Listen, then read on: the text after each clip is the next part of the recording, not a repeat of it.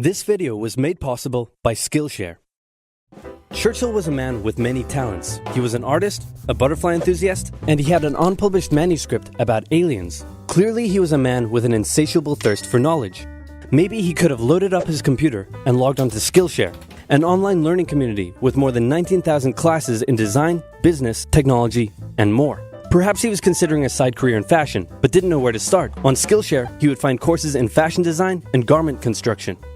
Or if he wanted to learn app design, improve his photography, or just how to make a really good quesadilla, he would have found courses for all of these and more on Skillshare. Skillshare gives you access to high-quality classes taught by genuine experts working in their field. I work heavily with animation, and I was genuinely blown away by the number of really useful courses available to me, like this class full of tips and tricks for creating vector art, or this one for creating character walk cycles. For an annual subscription, Skillshare is under $10 a month.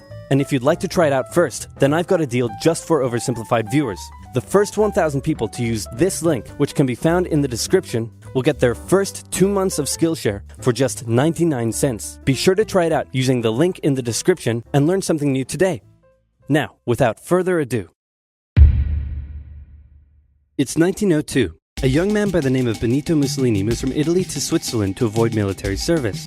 He gets big into socialism, working for trade unions, writing for socialist newspapers, advocating a violent overthrow of European monarchies, the whole shebang. This gets him in a bit of trouble with the Swiss police, so he gets arrested, sent back to Italy, set free, returns to Switzerland, is arrested again, goes back to Italy again, completes his military service after previously avoiding it, and then after a brief stint as an elementary school teacher, he finally returns to work as an avid socialist. His speeches and journalistic abilities made him famous among Italian socialists. He was anti-war, so when Italy colonized Libya in 1910, he rioted and got arrested. Then World War I came along, and once again he protested Italy's involvement. But then he thought, wait a minute, this war could bring about the social climate needed to overthrow European monarchies and bring about the socialist revolution everywhere. And suddenly he was pro-war. But his fellow socialists didn't like his new pro-war stance, so they kicked him out of the party. So then he said, you know what? I'm done with socialism. We need something new, not based on class divisions tearing us apart, but based on unity through nationality. We'll conquer the Mediterranean and reunite all Italian peoples just like the days of the Roman Empire. I'll call it fascismo, and it will guide the Italian nation to greatness. That's all well and good, Mr. Mussolini, but what kind of haircut am I giving you? Let's go with bold.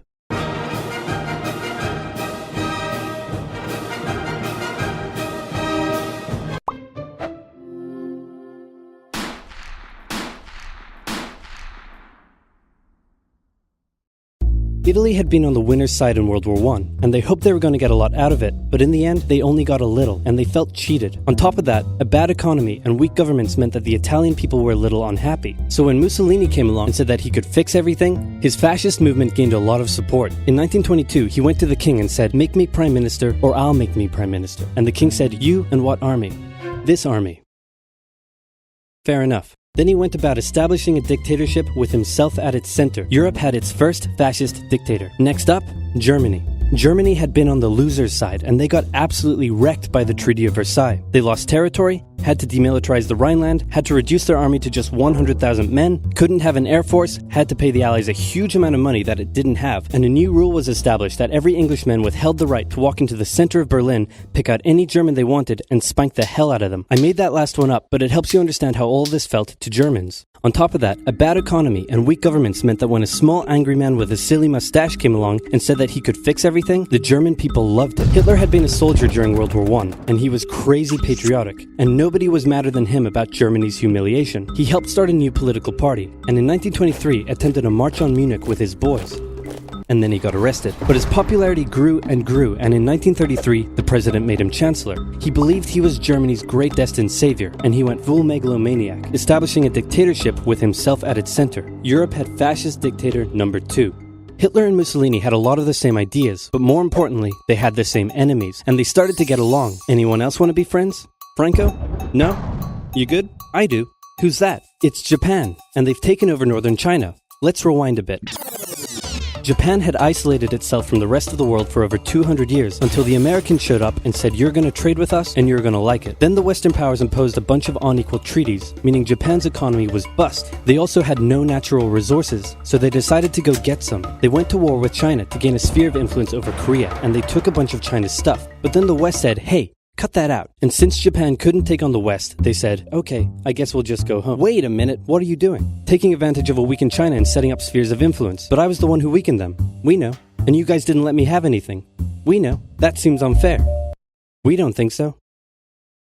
Okay, see ya. So Japan thought, screw this, and went to war with Russia, and stunned everyone by actually winning. Then they fully annexed Korea, but they didn't stop there. In World War I, they took Germany's colonies and islands in Asia, and then in an incident that was maybe staged by the Japanese army, a bomb blew up a Japanese train in Manchuria, giving them an excuse to launch an invasion and take over.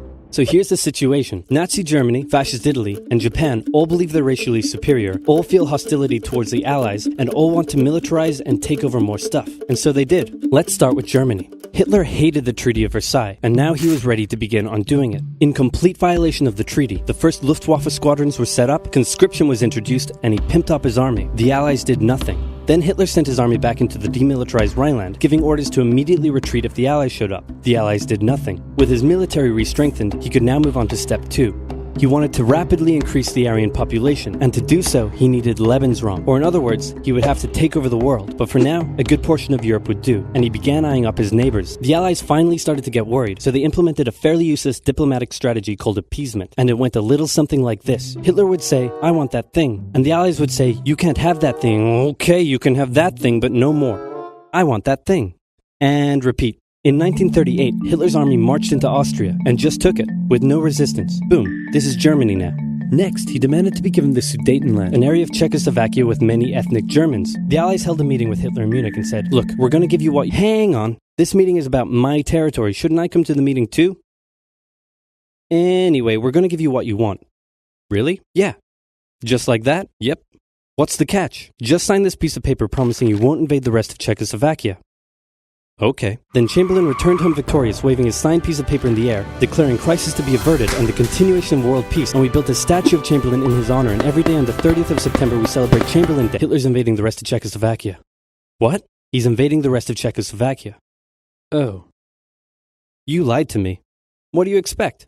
I'm Hitler. Not to be outdone, Mussolini also wanted to get in on the action. He thought to himself, isn't there a not yet colonized nation somewhere which is so underdeveloped that the people would be defending themselves against our tanks with literal bows and arrows and wooden spears? Oh, there is? Fantastic. And so he took it. Italy also wanted to control the entrance to the Adriatic Sea, so they occupied Albania. Then, in another incident which was maybe staged by the Japanese, gunfire was exchanged by Japanese and Chinese troops at the Marco Polo Bridge, and the Japanese launched yet another invasion against China. They swept through Beijing and Shanghai, and then advanced through the Yangtze Valley to China's then capital, Nanking. It was here that saw the worst of Japan's shocking atrocities committed against the Chinese people. Back in Europe, Germany and Italy made their relationship status official by signing the Pact of Steel. Then, Hitler turned his eyes towards Poland and the hated Polish corridor, splitting Germany in two. At this point, the Allies really had to put their foot down, and they warned him that an invasion of Poland would mean war. Hitler had planned to continue his advance eastward, but he didn't want to end up fighting a war on two fronts. So for now, he made an alliance with Stalin, saying, how about we both invade Poland and split it between the two of us, and I definitely won't not refrain from not betraying you sometime in the future. Sounds good. This new alliance stunned the West. On the 1st of September 1939, German troops entered Poland, and Britain and France declared war on Germany. The Poles fought hard, but they were no match for the two giants crashing down on them from either side. Then came a period known as the Phony War, where everyone just sort of sat around not doing much. The French had launched a small invasion into the Saarland, but they maintained mostly defensive positions, and after a while decided to just turn around and call it a day. Speaking of France, the French were still super proud of their victory in World War I, and they hadn't really moved on from it. They still used horses, they dispatched messages by motorbike instead of using radio, orders from the commander-in-chief were usually pretty vague, and the troops were rarely inspected. They built a line of defenses along their German border, but didn't bother extending it all the way to the Channel, and they wouldn't launch artillery strikes against Germany out of fear of being retaliated against. In a war, they didn't want to attack the enemy. And at first the UK wasn't much better. Chamberlain still naively hoped that the war could be ended diplomatically. Instead of bombing raids, the RAF dropped propaganda leaflets over German cities, which one air marshal said likely did nothing but provide the continent with toilet paper for the duration of the war. They also only sent 200,000 men to France, while the French had mobilized millions. Both Britain and France wanted to avoid a repeat of the First World War, and so they wanted to keep the war as far from home as possible. So they turned their eyes north, towards Norway. neutral Sweden was exporting iron ore to Germany through neutral Norway, so the Allies asked them if they could please stop exporting iron ore to Germany, but this request was refused. Then, the Soviet Union attacked Finland, so the Allies said, how about we land troops in Norway and move them across Sweden to go help out your good pal Finland, and along the way maybe take control of all your airfields. But Norway and Sweden still said no. So the UK mined the waters around Norway to force any transport ships into international waters, and they also attacked a German tanker they found in the area. Hitler realized what the Allies were up to, and he quickly moved to secure his supply of iron ore. He launched an invasion through Denmark into Norway. The Allies rushed to land troops at key ports along the coast, but Germany had taken control of Norway's airfields, and their air superiority decided the fight.